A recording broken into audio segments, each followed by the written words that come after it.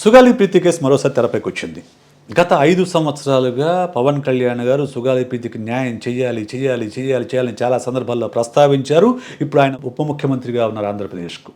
సుగాలి ప్రీతి తల్లిదండ్రులు వెళ్ళి ఆయన కలిశారు. ఆయన కూడా న్యాయం చేస్తానని చెప్పేసి వాళ్లకు హామీ ఇచ్చాడు. ఆయన ఎంత న్యాయం చేస్తాడో మనం చూద్దాము. ఈ నేపథ్యంలో అసలు మన దేశంలో సామాన్యుడికి న్యాయం జరుగుతుందా జరగదా అనే విషయంపైన నా ఒపీనియన్ మీతో షేర్ చేయాలనుకుంటున్నాను.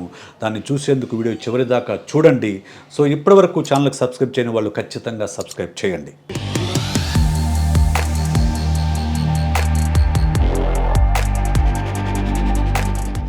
Hi hello welcome back to my channel Psy Talks. నేను మీ సైకాలజిస్ట్ విశేష్. ఈరోజు మనం మాట్లాడుకోబోతున్న అంశం, భారతదేశంలో సామాన్యుడికి న్యాయం జరుగుతుందా? చట్టం డబ్బున్నవాడి చుట్టమా, లేకుంటే చట్టం అందరికీ సమానంగా పనిచేస్తుందా అనే విషయం మీద మనం మాట్లాడుకుందాము. దీనికి సైకాలజీకి లింక్ ఏంటని మీకు డౌట్ రావచ్చు. మనిషి ఉన్న చోట మనసు ఉంటుంది, మనసున్న చోట సైకాలజీ ఉంటుంది. అంటే మనిషి ఉన్న ప్రతి చోట సైకాలజీ ఉంటుంది. న్యాయాల మధ్య కూడా సైకాలజీ ఉంటుంది. ఎందుకంటే న్యాయవాదులు మనుషులే, న్యాయమూర్తులు మనుషులే, నిందితుడు మనిషే, బాధితుడు మనిషే. వీళ్ళ మనస్తత్వాలు కూడా మనం పరిశీలించాల్సిన అవసరం ఉంది. ఈ నేపథ్యంలోనే నేను ఈరోజు మన దేశంలో న్యాయ వ్యవస్థ అనేది సామాన్యుడికి అండగా ఉంటుందా లేదనే విషయం నుంచి మీతో మాట్లాడుకుంటాను. మనకు ఆంధ్రప్రదేశ్లో జరిగిన కేసులే నేను ఉదాహరణగా తీసుకుంటా. నాకైతే పర్సనల్గా నేను ఆ అబ్జర్వేషన్ మేరకైతే చట్టం డబ్బున్నవాడి చుట్టం. ఎప్పుడూ కూడా చట్టం డబ్బున్నవాడి చుట్టం. ఎందుకు అని అంటే, ఒక కేసు పెట్టినప్పుడు లేకుంటే ఒక ఇన్సిడెంట్ జరిగినప్పుడు డబ్బున్న వాళ్ళు ఎంత ఖర్చైనా పెట్టి పోలీసులను కొనొచ్చు, లాయర్ని కొనొచ్చు. కొన్ని సందర్భాల్లో న్యాయమూర్తులు కూడా బ్రేక్ చేశారనే విషయాలు కూడా మనం చూసాం. సో డబ్బున్నవాడు ఏదో రకంగా ఆ కేసు నుంచి తప్పించుకోవడానికి ప్రయత్నం చేస్తాడు. డబ్బు లేనివాడు పోలీస్ స్టేషన్లోనే నిరాదరణకు లోనవుతాడు, చిత్తాడు లోనవుతాడు, లాయర్కి ఫీజు కట్టుకోలేకపోతాడు. కోపంతోనో కసితోనో 1 సంవత్సరమో 2 సంవత్సరాలు కేసును సాగదీసినా కానీ అంతకు ముందుకు పోలేక వెనక్కి తగ్గుతాడు. సో ఖచ్చితంగా న్యాయ పోరాటం చేయాలంటే ఖచ్చితంగా మన దగ్గర డబ్బు ఉండాల్సిందే. డబ్బున్న వాళ్ళ కేసులు ఎలా మాఫీ అవుతాయో తెలుసుకోవాలంటే మనకు ప్రధానంగా ఆ మధ్యకాలంలో ప్రముఖ తెలుగు హీరో ఇంట్లో జరిగిన కాల్పుల సంఘటన అనేది మీకు గుర్తుండే ఉంటుంది. అని నా పేరు చెప్పినా చెప్పకున్నా మీ అందరికీ ఆ కేసు తెలుసు. కాల్పులు జరిగితే ఒక నిర్మాత గాయపడితే ఈయన నాకు మతి స్థిమితం లేదు, నాకు సైకలాజికల్గా సరిగా లేని ఒక సర్టిఫికెట్ పుట్టించుకొని ఆ కేసు నుంచి తప్పించుకున్నాడు. ఆ తరువాత అదే హీరోయిన్లో వాచ్మెన్ ఎవరో మళ్ళీ చంపేశారు. అయినా ఆ కేసులో ఇప్పటి వరకు ఆ వాచ్మెన్ ఎవరు చంపారో తెలియదు, ఆ నిర్మాతను ఎవరు కాల్చారో తెలియదు. ఎప్పటికీ ఆ కేసు తేలదు. మరి ఎవరు లేకుండా, ఎవరు చంపకుండా వాళ్ళంతటా వాళ్ళే పొడుచుకొని వాళ్ళంతటా వాళ్ళే కాల్చుకున్నారా? నాకు అర్థం కాదు.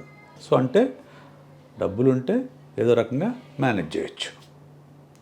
ఇంకొక క్లాసికల్ కేసు ఒకటి ఉంది. డబ్బు అనేది, రాజకీయం అనేది, పలుకుబడి అనేది ఎలా న్యాయాన్ని తారుమారు చేస్తుందో ఒక ఉదాహరణ ఏంటంటే ఆయేషా మీరా కేస్. ఒక నర్సింగ్ చదువుతున్న అమ్మాయి, విజయవాడలో నర్సింగ్ చదువుతున్న అమ్మాయి, హాస్టల్లో ఉన్న అమ్మాయిని గ్యాంగ్ రేప్ చేసి చంపేస్తే అందులో అతను సీను అనే కుర్రాడిని అరెస్ట్ చేశారు. అతనే నిందితుడు అని చెప్పేసి అరెస్ట్ చేసి జైల్లో పెట్టి 7 ఏళ్ల తర్వాత అతను కాదు నిందితుడు, అతను ఆ తప్పు చేయలేదని మళ్ళీ కోర్టు భావించి అతను విడుదల చేసింది. 7 ఏళ్ల తర్వాత. అతను 7 ఏళ్ల జీవితం ఏమైపోయింది? సరే అతను చేయలేదు, మరి ఎవరు చేశారు? ఆ కేసు? ఆ రేప్ ఎవరు చేశారు? ఆ మర్డర్ ఎవరు చేశారు? ఇప్పటి వరకు తేలదు కూడా. ఎందుకంటే దాని వెనక అప్పుడు అధికారంలో ఉన్న పార్టీ నాయకుడి యొక్క మనవడు ఉన్నాడని చెప్పేసి అప్పుడు చాలా వార్తలు వచ్చాయి.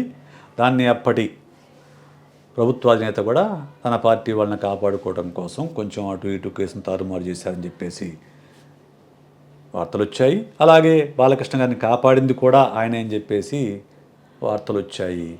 అంటే డబ్బున్న వాళ్ళు, అధికారంలో ఉన్నవాళ్ళు తమ అవసరాల కోసం, తమ స్నేహాల కోసం, తమ వాళ్ళని కాపాడుకోవడం కోసం తిమ్మిని బమ్మిని చేస్తారని, చట్టాన్ని తారుమారు చేస్తారని ఈ దృష్టింతాలు మనకు ఉదాహరణగా చెప్పుకోవచ్చు.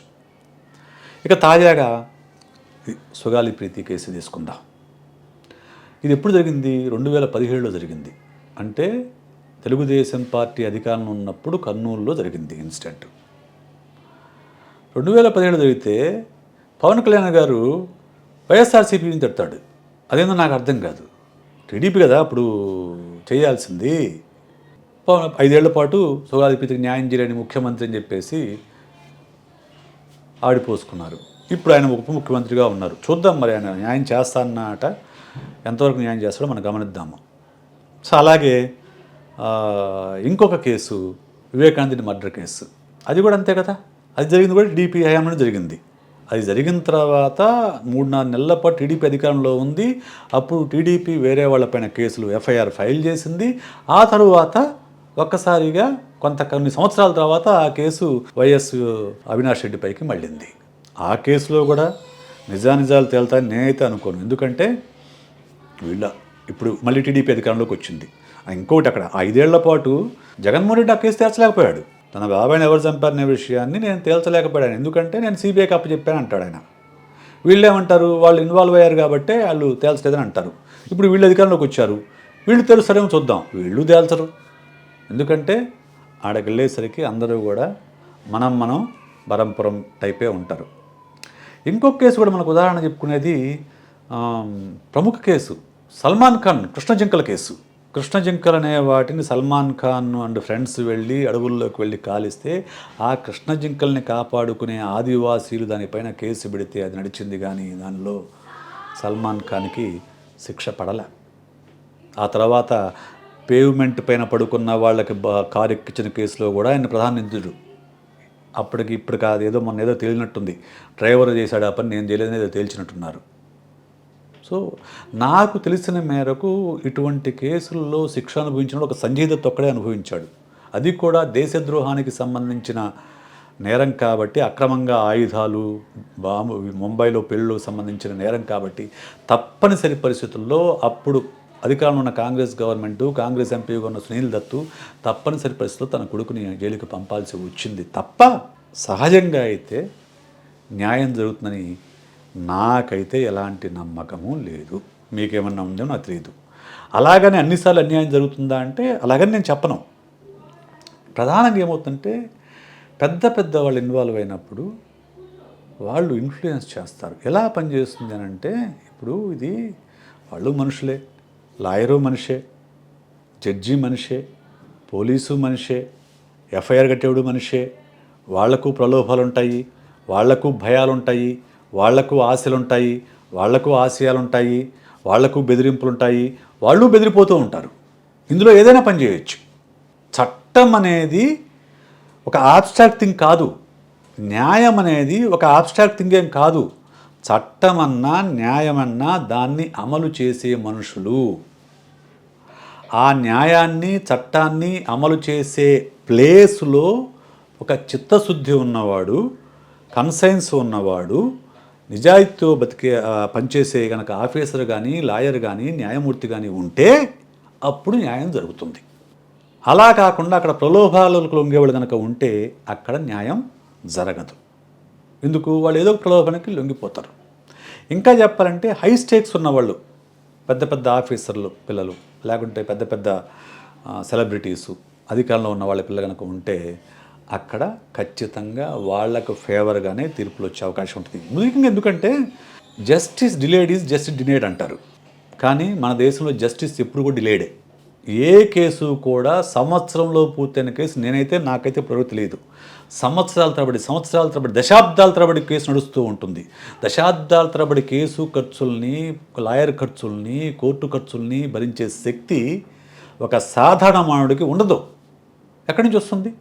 ఒక నెలకి ఒక 25,000, 30,000, 50,000 సంపాదించుకునేవాడికి, ఒక మామూలు మధ్యతరగతి ఎంప్లాయీకి, ఒక చిన్న స్థాయి వ్యక్తికి లాయర్ ఖర్చు 5,000, 10,000, నాకు ఒక 10,000 అంటే ఎక్కడి నుంచి తెచ్చేస్తాడు? ఎవరైతే కదా. సో అతను ఎక్కడో చోట ఓడిపోతే తను ఓడటం అంగీకరించేసి తప్పుకుంటాడు కేసు నుంచి.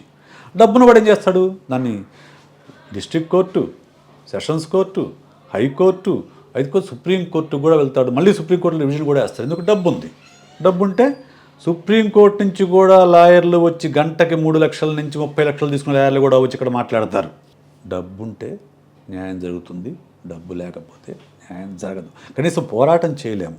అందుకు కాబట్టి ఈ సుగాలి ప్రీతి కేసులో కానివ్వండి, మొన్న కర్నూలు జిల్లాలోనే మత్సుమరిలో ఇంకొక అమ్మాయిని 5వ తరగతి అమ్మాయిని 8వ తరగతి పిల్లలు రేప్ చేసి చంపేసి కలవలో పడేస్తే ఇప్పటి వరకు ఆ అమ్మాయి శవం కూడా కనిపించలే.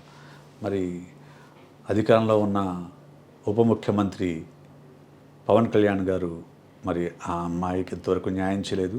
అలాగే 2017లో చనిపోయిన సుగాలి ప్రీతికి కూడా ఇప్పటివరకు న్యాయం జరగలేదు. చూద్దాం. నేనైతే ఆయన న్యాయం చేస్తాడని, చేయాలని కోరుకుంటున్నాను.